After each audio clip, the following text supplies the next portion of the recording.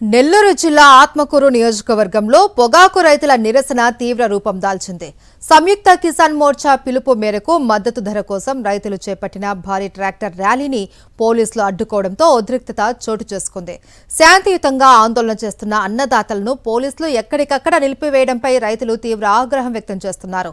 పొగాకు పంటకు కనీస మద్దతు ధర రూ. 350 చెల్లించాలి అని డిమాండ్ చేస్తూ సంయుక్త కిసాన్ మోర్చా ఆధ్వర్యంలో రైతులు ఉధృత ఆందోళన చేపట్టారు. శాంతియుతంగా ర్యాలీ చేసుకుంటున్న తమను అడ్డుకోవడం అన్యాయమంటూ రోడ్డుపైనే నిరసన తెలిపారు. రైతు కన్నీరు దేశానికి మంచిది కాదు అంటూ రైతులు ఆగ్రహం వ్యక్తం చేశారు.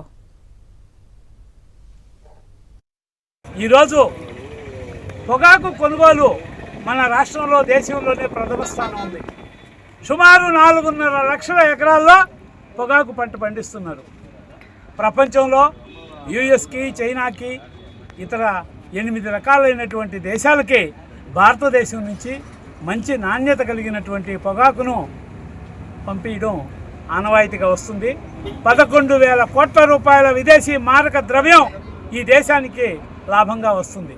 అటువంటి వ్యవసాయ రంగాన్ని ఆదుకోవాల్సింది పోయి కంపెనీలతో కుమ్ముక్కయ్యి 320, 350 రూపాయల వంతున కిలో పొగాకుకు ఇవ్వవలసినటువంటి మద్దతు ధర ఈరోజు గణాంకాలను పరిశీలిస్తే 209 రూపాయలు యావరేజ్గా ఉంది.